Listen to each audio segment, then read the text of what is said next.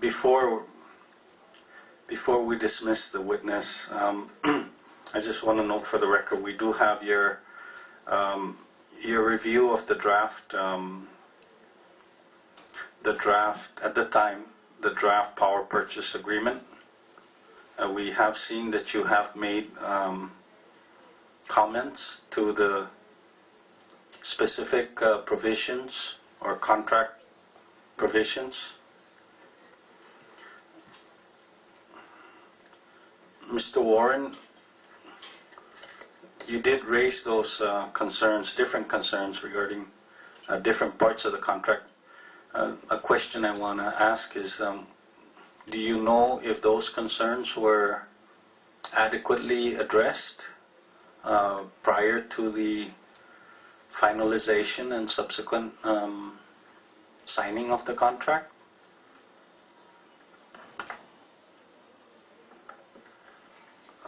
Most of the issues that I raised and that are in the initial draft that I saw, those basically the same provisions exist in the signed agreement.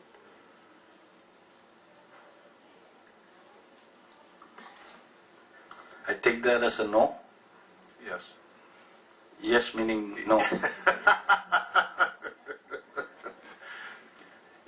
Yeah, most of the issues that I raised, the language didn't change between the draft that I saw and the final contract.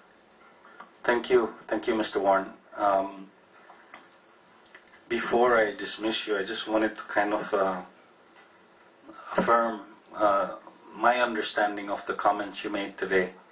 And there were several different statements. One, with regards to Representative De La Cruz's question, was that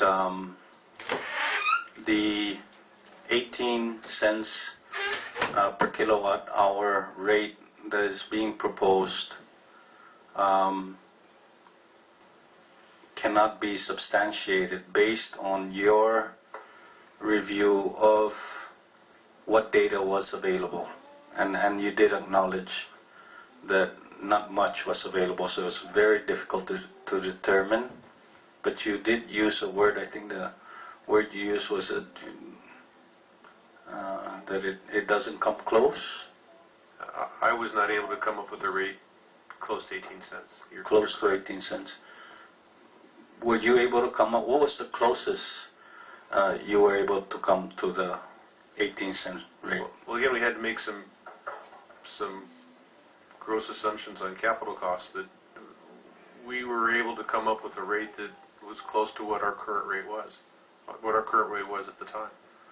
And the current rate at the time was, what, 38 cents? About 38 cents. Okay.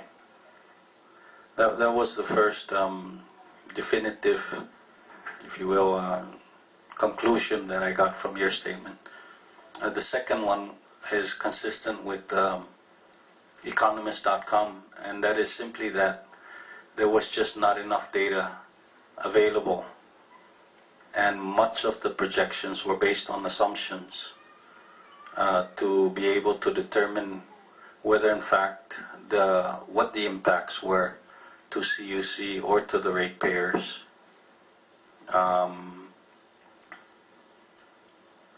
Is that a fair statement? Yes, sir. Thank you. And the last thing I gathered from your statement was that you did make notes, you did make comments to the contract at the time. It was a draft contract, and you did make notes, and I see them. I cannot comment on it because it's simply very small and I don't have my glasses with me, but I do see you did make very relevant comments, and that in your review of the final draft before it was signed, much of what was there that you commented on remained in the final draft. Is that fairly accurate? Yes, sir. Thank you. That's all I have. Any other members? Thank you. Mr. Warren, thank you so much for your presence today, for your honesty, and for your cooperation. As with the other witnesses, you may be asked to or called back to answer further questions. If we are to do that, we will give you reasonable notice. You'd probably not be subpoenaed again, but you would probably be given some ample notice, and we would appreciate it if you would make yourself available.